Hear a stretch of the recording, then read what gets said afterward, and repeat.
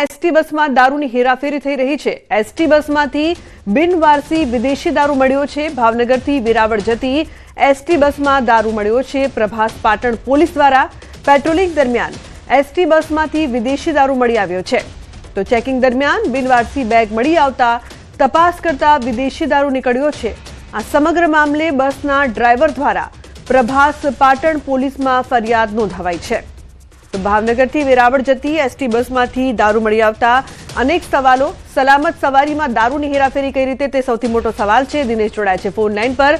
દિનેશ, હવે એસટી બસમાંથી દારૂ મળે એટલે હદ થઈ ગઈ, શું વધુ માહિતી? બિલકુલ લુગના, ખાસ કરીને જ્યારે હવે 31 નજીક આવી રહી છે અને બુટલેગરો છે તે બેફામ બની રહ્યા છે। ખાસ કરીને છેલ્લા ઘણા દિવસોથી ગીર સોમનાથ પોલીસ છે તે અલગ અલગ જગ્યાએ ચેકિંગ હાથ ધરી રહી છે, કારણ કે 31 નજીક આવી રહી છે અને પ્રવાસન સ્થળ દીવ એટલે કે સંઘ પ્રદેશ દીવ નજીકમાં હોય છે ને ત્યાંથી જે બુટલેગરો છે તે દારૂની હેરાફેરી કરતા હોય છે ને તે જ પ્રકારે ગઈકાલે મોડી સાંજે પ્રભાસ પાટણ પોલીસ છે તેમણે ચેકિંગ હાથ ધર્યું હતું। તે ચેકિંગ દરમિયાન ભાવનગરથી વેરાવળ તરફ આવતી એસટી બસ છે તેમનું ચેકિંગ હાથ ધર્યું અને તેમની અંદર એક બિનવારસી બેગ મળી આવ્યું હતું। જો કે આ બેગને કોઈ પણ